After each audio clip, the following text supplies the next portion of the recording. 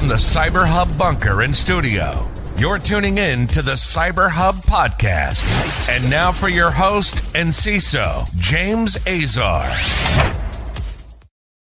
Good morning, security gang. Welcome to another episode of the CyberHub Podcast. It's Practitioner Brief. It's Tuesday, October 11th, 2022. We've got a packed show this morning. It is so packed. It's jam-packed. CyberHubPodcast.com. Get all the latest. Go check out our website. It's awesome. Promise. Go to our YouTube channel. 500 videos. Different episodes, different content, anything you could ever want. All available on our YouTube channel. And make sure to subscribe on your favorite podcast listening platform to the CyberHub Podcast. Give us a 5-star rating. Thank you all for tuning in this morning. Jam-packed, so we're going to get right into it. But before we do, let's grab ourselves our morning cup of Joe. I've got my beautiful espresso here. I don't know if you guys can see that foam right there on the very top. That's what makes an espresso an espresso. If you ever order an espresso that doesn't have foam on top, it's not an espresso. You just got black coffee with the guise of espresso, and you've triple paid for something that you shouldn't be triple paying for. Should be $1. But there it is. Coffee cup. Cheers.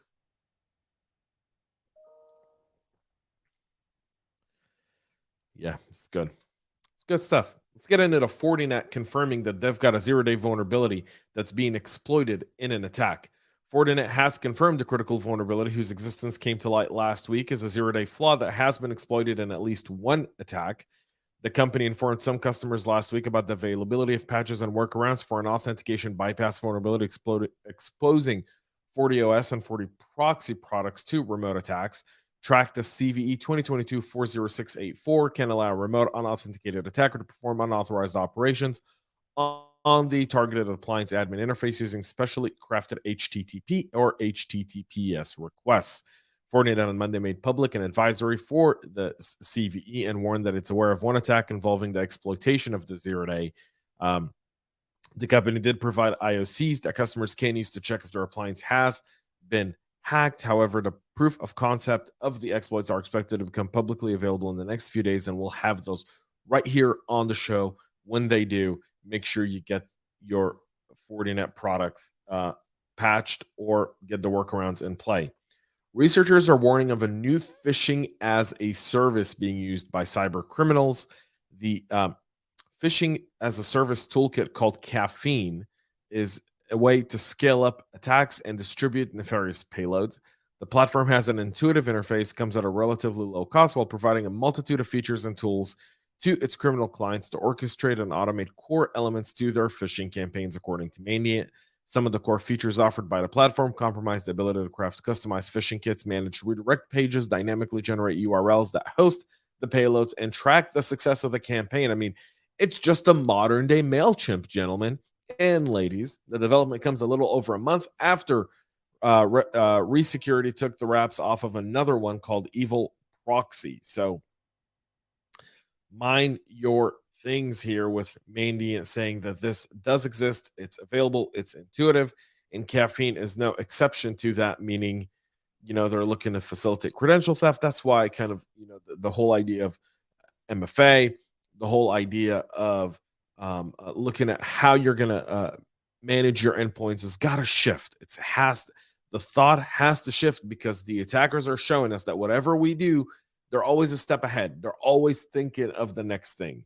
So how do we change the game? How do we turn it on its head? And that's the next company that'll be the unicorn in the security market. How do you turn that over on its head? Toyota has also disclosed a data breach impacting source code and customer email address. So Toyota disclosed a security incident that involved source code hosted on GitHub, which may have resulted in unauthorized access to roughly 300,000 customer email address. The incident, according to the company, impacts a customer who subscribed to the T-Connect website, a service and mobile application that provides users with car management features like Find My Car, maintenance reminders, concierge service, and vehicle information. In the notice, the car maker explains that the root cause of the data breach was a subcontractor uploading Toyota source code to a GitHub repository that was inadvertently set to public access. Supply chain issues. Because of the misconfiguration, the source code remained exposed to the internet between December of 17 and September of 22.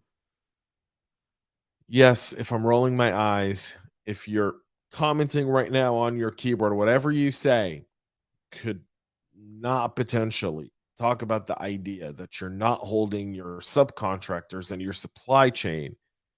You're not auditing what they're doing, and you're not asking where your information is being stored.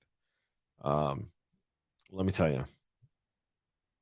Toyota says that after they've identified it, they made the GitHub repository private. They changed the access key to the impacted server.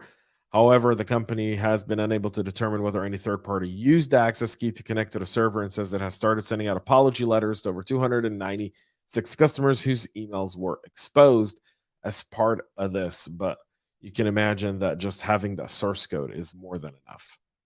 Yesterday, the website of a number of major airports along the U.S. were taken offline from a pro-Russian group allegedly in a DDoS attack. Those include our hometown here in Atlanta, Chicago, Los Angeles, New York, Phoenix, and St. Louis. The DDoS attack were part of a pro-Russian hacking group known as Killnet, published a list of sites and encouraged its followers to attack them. The DDoS attacks only affected the public-facing websites of the airport, while supply flights and service information does not have impact on operation. Hartfield Jackson here in Atlanta said its website is up and running after an incident early this morning that made it inaccessible to the public.